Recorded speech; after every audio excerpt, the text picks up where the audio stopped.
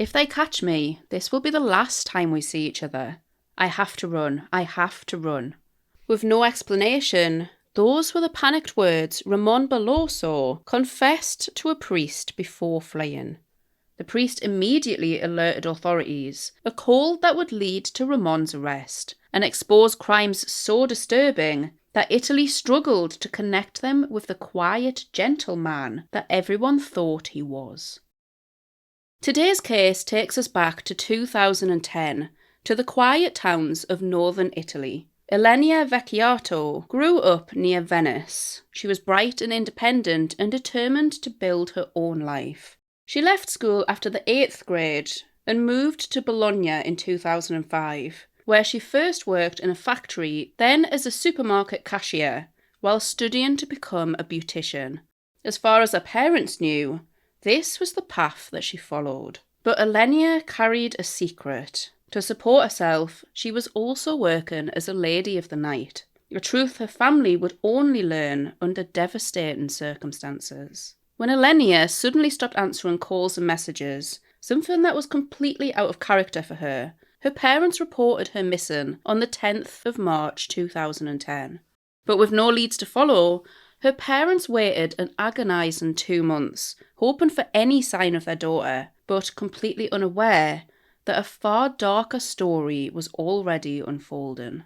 Which brings us to our second victim, 24-year-old Diana Alexiu. Originally from Romania. With a childhood of poverty, she had a completely different upbringing to Ilenia. Her dad wasn't present, and her mum was a depressed alcoholic. Diana also suffered from constant attacks of epilepsy, leading to depression and a suicide attempt at the age of 15. By the age of 17, though, Diana sought a way out. She went to Bucharest, where she worked as a dancer in a red light club.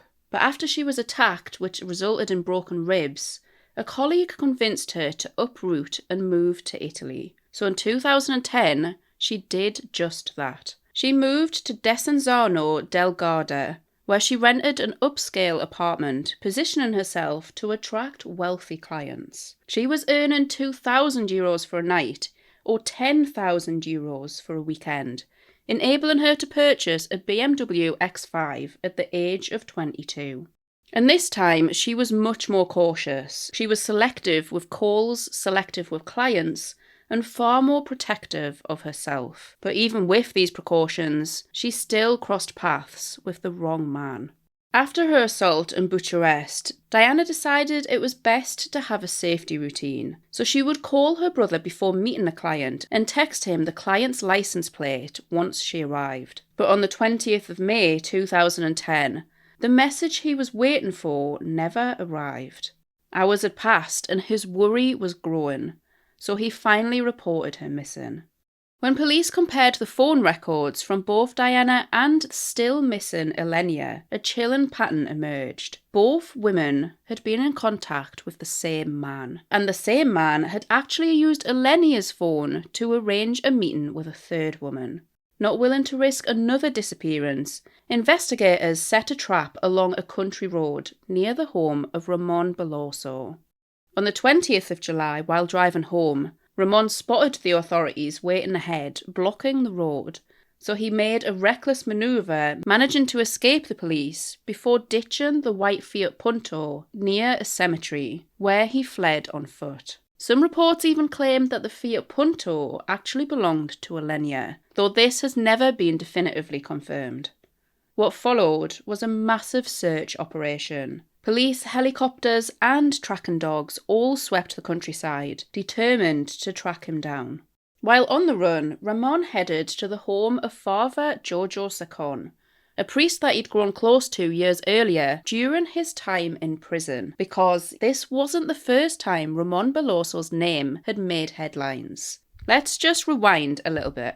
Ramon had been passionate about motocross and was set to compete in a race on the 24th of October 1993. But on that day, something else unfolded. The exact details are still murky, but Ramon got into an argument with 18-year-old Alessandro Paglavac. Claiming he only wanted to teach him a lesson, Ramon suggested they settle it in a nearby cornfield. According to his own account, He struck Alessandro harder than intended, knocking him into a puddle of mud. Alessandro was tragically found in the puddle after suffocating to death. Initially, Ramon tried to pin Alessandro's death on 2 other men, claiming he was merely a bystander, but eventually he confessed to receive a lesser sentence of 6 years and 8 months for manslaughter. During this time behind bars, his girlfriend of 3 years visited often and wrote letters, but she recalled him grown withdrawn, irritable and cold. Over time, she moved on, so the two mutually agreed to split. She stated she could never imagine the man she remembers as sweet and gentle could go on to commit the horrors he did 7 years later. So, getting back to July 2010, when Ramon appeared at Father Giorgio's door, Ramon embraced the priest. He told him, "If they catch me, this will be the last time we see each other." So without any context, Father Giorgio urged him to surrender, but Ramon made a run for it. Suspecting the worst, the priest alerted authorities, later allowing for Ramon's arrest at Padua train station. Down at the police station, Ramon didn't hesitate. He immediately began telling investigators the details of his unthinkable actions. In 2010, he started targeting high-end sex workers, women who were willing to travel long distances for clients who paid well. His first victim was 28-year-old Ilenia Vecchiato, who he met around the 8th of March 2010. Reports differ slightly on whether she drove towards Aiello, where he lived, or whether he picked her up himself. Either way, they met and headed to a remote villa that he knew well. Ramon had done some gardening work there for an elderly couple, and at this time, he knew it was empty. What happened next remains partly unclear. Whether they talked for a while or had sex is unknown, but Ramon told police he struck Ilenia in the head with an iron bar, then shot her in the back of the head with a crossbow that he kept in the boot of his car. He took her phone, her car, and 10,000 euros that she carried on herself. He then stripped her body and then buried her beneath a viaduct near the Taurus stream, just a few kilometres from his own home. And then he simply went back to his normal life. 2 months later, he arranged a meeting with 24-year-old Diana Alexiu, presenting himself as a wealthy client. Again, the exact dates vary. Some reports say the 5th of May, and others say the 20th of May, but they agreed to meet at a motorway toll booth. It's believed that Ramon may have even arrived in Ilenia's car. He then drove Diana towards the same villa, but she grew suspicious. Something felt wrong, and believing she was in danger, she tried to flee the car. But Ramon overpowered her. He demanded money from her, and she gave him 400 euros. But that simply wasn't enough to him. He demanded her ATM pin and her address, but she cleverly provided a fake one. Ultimately, she suffered the same fate as Ilenia. Ramon beat her, retrieved the crossbow, and shot her in the stomach. Heartbreakingly, Diana begged him to save her, promising that she wouldn't tell anyone if he called for help. He later claimed that she almost convinced him, but he watched her die from her injuries. He then buried her beside Ilenia.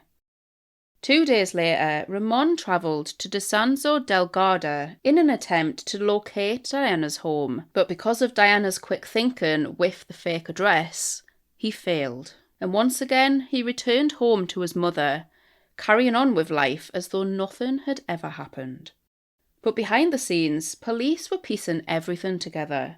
Phone records, suspicious car use, and missing persons reports all pointed towards one man. Investigators also began cross-checking disappearances from across Italy to make sure there weren't additional victims. With the mounting pressure and the planned third meet-up closing in, and of course the crucial tip from Father Giorgio, 35-year-old Ramon Berloso was finally arrested. Days later, he led investigators to the bodies, simply saying, "It was me. I buried them there." The crossbow was recovered in a nearby field, and the towel used to wrap the iron bar was found close to the stream. Ramon told police he was desperate for money and deliberately targeted women who earned high fees. His plan, he said, had been to flee to Brazil, where a friend of his lived. But instead, he spent only a few weeks in Udine prison, as on the 5th of August, a guard found him attempting to take his own life with a bedsheet. He was rushed to the prison's medical unit, and for a moment, it seemed he might survive. But from nowhere, his condition suddenly deteriorated. He was declared to be in a comatose state due to reduced oxygen to the brain for a prolonged period. After 15 days in intensive care on life support, Ramon was declared legally brain dead and died on the 20th of August 2010. In his cell, 3 handwritten letters were found, one to his mother, one to his 6-year-old daughter, and one in Portuguese to a female friend. I couldn't find what was enclosed in these letters, but authorities stated that there was no suicide note left. Very little is actually known about Ramon's childhood. His mother became pregnant at 20 and raised him with a later partner. Neighbours described the household as stable, and Ramon himself was remembered as shy and quiet. He always just kept to himself. After being released from prison for manslaughter, he married a Brazilian woman and had a daughter together. They later separated, which his mother believed caused a change in him. She said it deeply affected him, that compounded with the trauma of discovering his own father dead from natural causes. His mum Gloria later said, "That wasn't my son. That strange smile, that expression he had when he was arrested, he wasn't himself. He was somewhere else, and he was clearly in deep pain." There's no known reports of abuse or neglect as a child, as you quite often see in these types of cases, and the locals were completely stunned to hear of the crimes he had committed, the brutality that he was actually capable of. Ultimately, he didn't pay for his unthinkable actions, and Ilenia and Diana didn't receive the justice that they so rightly deserved. Instead, the families were left feeling empty, feeling the case is unresolved.